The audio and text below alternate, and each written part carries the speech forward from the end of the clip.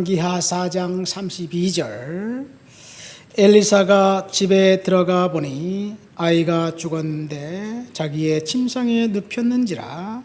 들어가서 문을 닫으니 두 사람뿐이라. 엘리사가 여호와께 기도하고 아이 위에 올라 엎드려 자기 입을 그의 입에, 자기 눈을 그의 눈에, 자기 손을 그의 손에 대고 그의 몸에 엎드리니 아이의 살이 차차 따뜻하더라.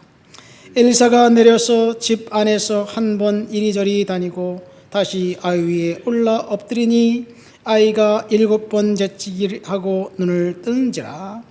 엘리사가 게하시를 불러 저 수넴 여인을 불러오라 하니 곧 부름에 여인이 들어가니 엘리사가 이르되 내 아들을 데리고 가라 하니라. 여인이 들어가서 엘리사의 발 앞에서 땅에 엎드려 절하고 아들을 안고 가니라. 아멘. 오늘 우리가 읽은 본문은 이스라엘의 암흑기를 빛냈던 믿음의 사람들의 이야기입니다. 이스라엘의 암흑기, 아방과 그의 두 아들이 차례로 왕이 되어 이스라엘을 통치할 때 이스라엘은 철저히 하나님을 떠났고 하나님을 배반했고 바알과 아세라 우상을 섬겼고 음란했고 그리고 살이가 가득했고 도적질이 만연됐던 시대였습니다. 그 암흑기에 하나님께서 이스라엘에 탁월한 선지자들을 보내셨다는 것이 아이러니입니다. 선지자 하면 우리는 엘리야를 생각합니다.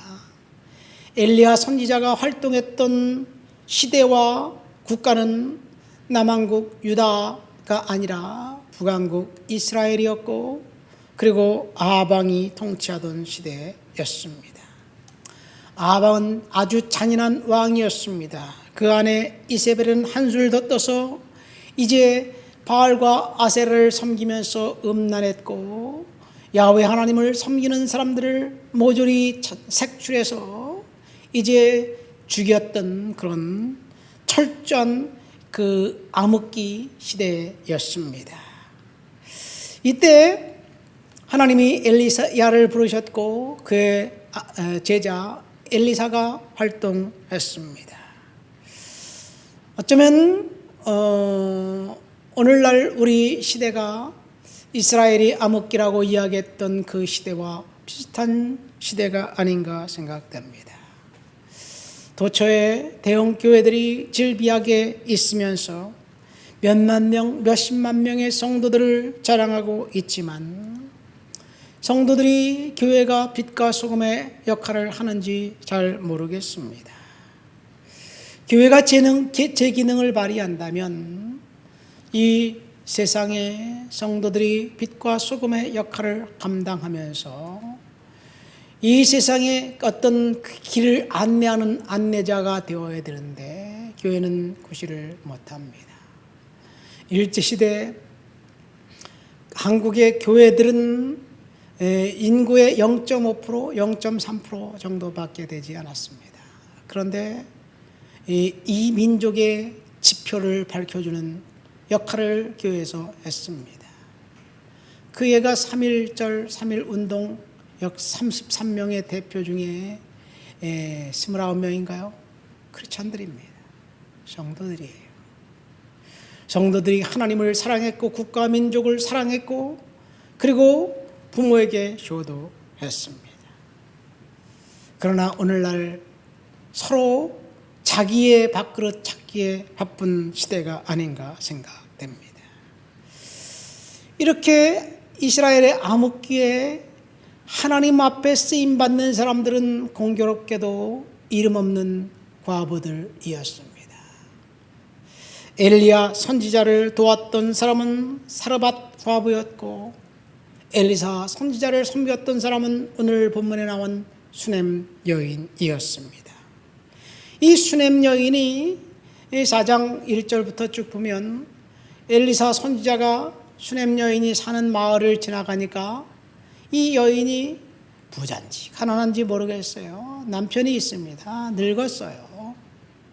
근데 남편을 설득해서 저기 보니까 하나님 사람 같은 사람이 지나가는데 우리가 그분을 우리 집에 모셔서 우리 집에 이곳을 지나가면 우리 집에서 편히 쉬고 가시도록 합시다. 그래갖고 이제 이 작은 방을 하나 만들어 놓고 침상과 책상과 의자와 촛대를 이제 준비해 놓고 그리고 선지자가 지나가면 항상 그 집에서 이제 머물다 가도록 배려를 했습니다. 누가 이런 일을 시켜서 한 것도 아닙니다. 자원해서 했습니다. 선지자를 대접했고 그리고 선지자를 대접한 그 상을 그는 받았습니다. 엘리사 선지자가 게하시 시종에게 물어봐요. 이 집에 뭐 필요한 거 있을까? 잘 모르겠는데요. 근데 보니까 이 부부가 나이를 많이 드셨는데 아이가 없는 것 같아요. 그러니까 엘리사 선지자가 해가 지나 이때쯤 되면 내게 아들이 있을 것이다. 그런 이야기를 합니다. 축복을 합니다. 그러니까 이 수넴 여인이 내주 하나님의 사람이요 계집종을 속이지 마세요. 내가 나이를 많고 그런데 무슨 아들을 낳을 수 있을까요? 뭐 그런 이야기지요. 어쨌든 그렇게 해서 아들을 낳았습니다. 그런데 오늘 본문에 보면 그 아들이 죽었어요. 선지자를 따뜻하게 맞이해 주었고 선지자를 섬겼던 그 은혜로 아들을 하나님이 주셨는데 아들이 죽었습니다. 불행이지요. 차라리 아들을 낳지 않았으면 그런 슬픔도 없었을 텐데 어쩌면 오늘 본문을 통해서 우리는 죽음조차도 하나님의 앞에서 은혜가 된다는 사실을 본문을 통해서 알게 됩니다. 그 아들이 죽었습니다. 그리고 그 아들이 죽자 이제 침상에 올려놓고 급하게 사람들을 보내서 선지자를 이제 부릅니다. 마침 갈멜에 엘리사 선지자가 있었는데 그 아들이 죽었다는 기배를 듣고 부지런히 와요. 그런데 오늘 본문에 보니까 그 죽은 아들을 살리는 기도가 기도하고 난 다음에 행위가 좀 생뚱맞고 좀 뜬금없습니다. 죽은 아이가 침상에 누워있는데 그 위에 엎드린 거예요. 눈과 코와 입을 마주대고 손을 붙들고 누워있어요. 가만히 누워있으니까 자기의 따뜻한 온기가 시체에 전해서 시체가 따뜻해지기 시작해요. 또 시체는 일어날 생각이 없어요. 그래서 이제 다시 일어나서 방을 한번 왔다 갔다 하더니 또다시 그런 행동을 합니다. 그러니까 그 아이가 살아났습니다. 죽은 아이가 살아났어요. 이 엘리야 선지자가 이제 하늘로 올라갈 때 엘리사가 뭐라고 얘기합니까? 영감의 갑절을 주세요. 그래서 내가 옮기는 것을 보면 네가 받게 될 것이다. 그런 얘기를 해요. 엘리야 선지자는 평생 7번의 기적을 행했습니다. 그러면 엘리사는 14번을 행해야 되죠. 근데 엘리사 선지자가 13번 기적을 행하고 그만 병들어서 죽었어요. 그런데 그래서 이제 그 장례식을 하다가 열려있는 무덤에 엘리사 선지자의 시체를 이렇게 이제 옮겨놨어요. 장례식 중인지 모르겠지만 엘리사 선지자의 무덤이 열려 있어요. 근데 공교롭게도 그 마을에 모압 도적대들이 지나가는데 어느 한 사람이 장례식을 치르다가 도적들이 급하게 들이닥치니까 장례식을 중단하고 그 시체를 그 엘리사 선지자의 무덤에 던져놓고 도망가 버린 거예요. 근데 그 시체가 엘리사 선지자의 시체에 딱 닿으니까 그 죽은 사람이 살아났어요. 그래서 14번 기적이 일어났습니다. 엘리사가 그 시체를 살린 건가요? 시체가 시체를 살린 건가요? 어쨌든 그래서 엘리사 선지자는 죽은 자를 살렸던 일을 2번 있었습니다. 하나님은 여기서 우리는 그런 것들을 알 수 있어요. 하나님의 약속은 결코 중단되지 않는다. 반드시 성취된다. 우리가 생각했던 방법이 아닌 하나님의 방법대로 기적적으로 저와 여러분들을 보살펴 준다는 사실을 알게 됩니다. 자, 오늘 본문은 엘리사 선지자가 기도해서 그 생명을 돌아오게 한 슈넴 여인의 아들에 대한 이야기입니다. 근데 생뚱맞은 방법을 동원해서 그 아이를 살려냅니다. 제가 어제 이 말씀을 묵상하면서 기도하고 설교를 준비하다가 이야, 참 희한하다. 어떻게 시체에 누워서 그렇게 입과 코와 눈을 맞추고 그렇게 누워있을 생각을 했을까? 안 되니까 또 방을 왔다 갔다 하더니 또 다시 누워요. 그러니까 그 아이가 일어나서 또 재치기를 7번 하고 일어났대요. 이 상황을 통해서 2가지를 생각했어요. 엘리사가 죽은 시체에 누워있는 그 행위, 그 엘리사가 얼마나 그 어린 아들을 사랑했고 슈넴 여인을 사랑했는지 엘리사의 마음을 알게 됩니다. 여러분, 구약 성경에서 불결한 것, 부정한 것 여러 가지가 있지만 특별히 제사장들과 주의 종 선지자들은 시체를 절대로 만지면 안 돼요. 부정타고 시체를 만지면 해가 질 때까지 아무런 성직도 수행할 수 없기 때문에 철저하게 시체와는 이제 만지는 것을 금했습니다. 그런데 엘리사 선지자는 시체를 만지는 것뿐만 아니라 그 위에 누워서 입과 코를 대고 뽀뽀를 하고 시체에다 뽀뽀를 하고 어쨌든 그런 행동을 했습니다.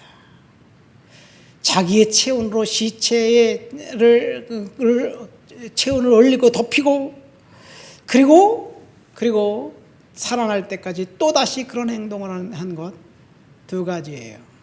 특별한 사랑, 놀라운 긍휼이 아닌가 생각됩니다. 선지자의 이 사랑과 긍휼이 그 아이를 살렸지 않았는가 생각됩니다. 하나님이 저와 여러분들에게 요구하시는 것은 사랑과 긍휼이 아닌가 생각됩니다.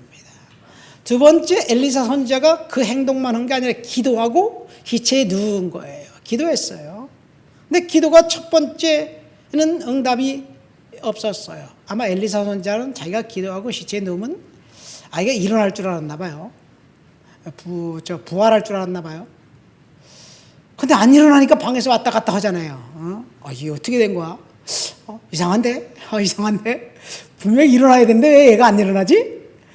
하나님 어떻게 된 겁니까? 그런 생각을 하면서 중얼중얼거리면서 방을 왔다 갔다 했는지 모르겠어. 이거 안 되는구나. 한 번 더 해야지.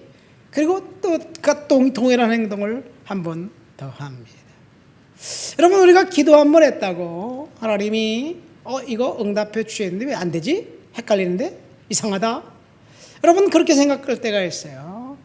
그때 우리는 엘사처럼 또다시 하나님 앞에 처음 사랑을 가지고 믿음으로 기도하면 하나님께서 반드시 응답해 주시고 풀어주시고 회복시켜 주실 줄을 믿습니다. 이 엘리사 선지자를 통해 주시는 이것은 하나님의 놀라운 그 긍휼과 그리고 사랑입니다.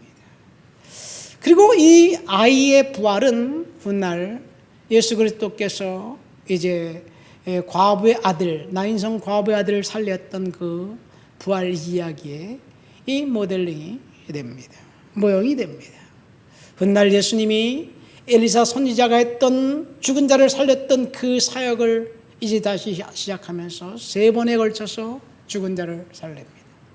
첫 번째는 나인성 과부의 아들, 장례식을 행렬이 지나가는데 슬피 울고 있는 그 과부를 예수님이 불쌍히 여기서 그 아이를 살려주었고, 달리다금 야이로의 딸, 12달 먹은 딸을 살려주셨고 나사로를 살려주셨습니다. 예수님의 사역은 분명히 엘리사의 사역과 연관이 되어 있습니다. 이 아이는 죽었는데 죽음조차도 축복이었어요. 그 아이가 살아난 그 사건은 예수 그리스도께서 이제 생명과 부활로 오신다는 것을 생생하게 알려주는 그 픽처입니다. 말씀 뵙습니다. 죽음조차도 축복이라는 사실을 믿으시기를 예수님 이름으로 축원드립니다. 우리는 죽으면 끝이고 응답이 없으면 끝이고 그렇게 절망하고 낙심되는데 죽음조차도 축복이.